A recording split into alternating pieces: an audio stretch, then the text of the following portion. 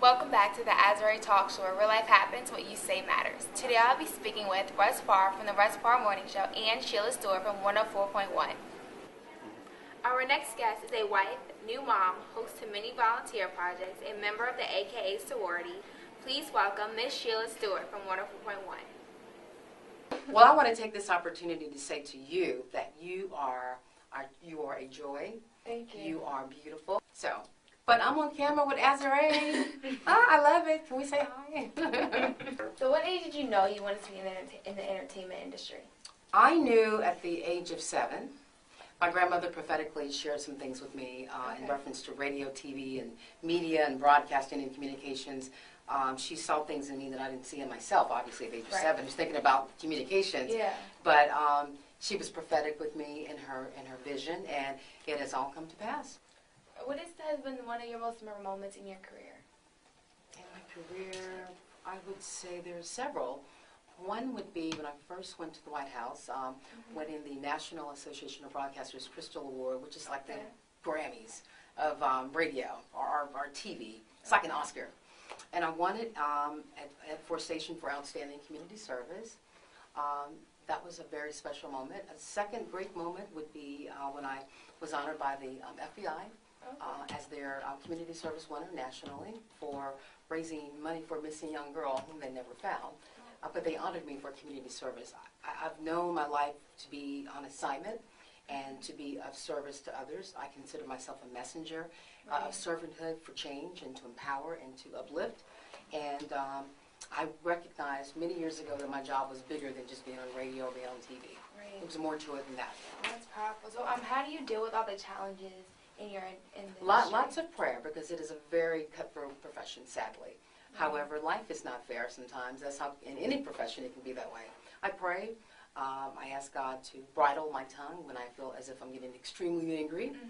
I ask Him to gird me with just to order my steps and to reveal things, show things to me that I can't see in the natural eye, but supernaturally reveal them to me. He always does. And because of that, I'm able to handle opposition and I guess the adversary, if you will. Right. Which there are a lot of people, again, a lot of evil in our world. However, with my personality and love for people, and when I say I genuinely love people, I do. I don't have as many challenges as I've had in the past in my daily profession, because people accept me for who I am, and I accept them for who they are. Not this overly Christian woman. I never walk around with a Bible and you're gonna go to hell if you don't, or you're gonna be mean to me today, you're gonna go to hell. I don't believe in that. I believe in treating everybody with love and respect, and I get back how I treat them. Make sense? Yes. Okay. Are there any encouraging words you can give to teens who want to be in your position? I would say be prayerful, be persistent, be positive, you have to encourage yourself, and hard work, and follow through and due diligence. Those are key ingredients for success, for me. Okay, once again, I want to thank everyone for tuning in to the Azuré Talk Show. And don't remember to follow me on Twitter at the Azuré Talk Show and on my Facebook. He is a husband, father, community advocate, owns his own production company, Up to Parr Productions. He is Russ Parr from the Parr Morning Show. So what are some encouraging words you can give teens who want to be in the industry you're in? I think the big thing is that be versatile. I think when I kind of came up through the ranks, I was a radio personality. I had my own record company. I was an actor. Wow. I wrote. I was willing to go get coffee. I was willing to, I worked at ABC TV where I worked on all these shows and watched Ask Questions. Ask questions. Well, what does that camera do, and why are you putting this lens on? Take all that stuff, because I hire people that show. Most of these people that are on my radio program were interns. Okay. And these are the people that showed that they wanted to work. The people that I gotta get you coffee again. I don't mess with them. So that's a test. Yeah. That's a test. It has nothing to do with what I'm trying to learn. Yeah, you should learn I like a white chocolate mocha. But, I don't do that to be rude or disrespectful, but you find out people's their work ethic. Right. I think a lot of people don't realize that they lose jobs when they first walk in. You're going to be fine because your smile is worth a lot of money. You don't have to tell you to smile. A lot of people, when I have to tell you to smile, if I have to tell you, hey, your disposition is kind of negative, you can't come in here and fake it for 4 hours. Right. You know, because a lot of people are vibe people. They feel a negative vibe, you're out the game. Right. You know, and that's the best thing I can tell people. Be willing to do any and everything within reason. Don't compromise yourself.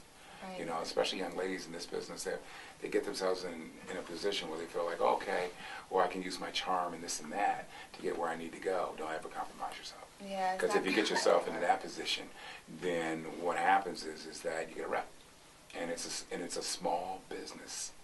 Oh, so-and-so, yeah, she used to date the general sales manager, and now she's got her own station and this and that. You don't want to get it that way. You want to get it based on your merit. And that's the bottom line. It's just do any and everything, and do everything that there is to do. Don't just say, I'm just going to be a radio personality. Say, no, I'm going to do TV. I'm going to do film. So that way, when one thing is not working out, you can fall back on the other. Tell me how you do it all. You're a very prominent radio personality. You have your own production company. How do you manage it all? Well, you know, I think for me is, you know, you got to have some good people around you, and you know, I have a producer who produces most of my movies, and we got together and started Results Production and Post, which is based out of Wilmington, North Carolina. So I really don't have to watch that. It's his job to watch it. I just watch him when he starts stealing money from me, which, you know, everybody does every once in a while. As long as he puts it back, that's all that matters. But it's just impossible to try to do everything that I'm doing without having some really strong people like my producer, Carol Lewis, who handles a lot of the little everyday things that, you know, I'll forget about, because otherwise I'll lose my mind between trying to remember all the things that I have to do. So it's just a matter of having good people that you trust. Right. So have you always known you wanted to be in the entertainment industry? You know, I think my mom saw it like early on when I was young. I remember we were at Castle Air Force Base, and they used to have these wall heaters where they had the vents at the top and you turn on the heat at the bottom, you know. And I used to sing and act into it, and it would echo your voice a little bit. And because, you know, we're always traveling, we didn't make many friends. So we always wound up, my brother and my sister, we always wound up entertaining ourselves. So it was always like, you know, we'd have shows. We'd do TV shows and comedy. And I remember my brother sneaking Richard Parr records into the house. And those things kind of really influenced me. And said, you know, I really love doing this. And so I think that's where the entertainment aspect was born for me. Okay, what was one of your big shows you've done? Wow, as far as TV or film? Yeah, TV and film. Well, I think one of the first shows that I did on TV was a show called Rockin' America, which was a video comedy show. And what we would do is we would play, you know, rock music, you know, rock videos in between comedy sketches. And we did that years and years ago. And I was kind of like a sidekick, you know. But I was able to play a lot of different characters. I mean, I played a Black Spock from Star Trek one time. I played Magic Johnson. I played a genie. There was a lot of things that it allowed me to do. And I didn't realize I had the ability to play so many different roles.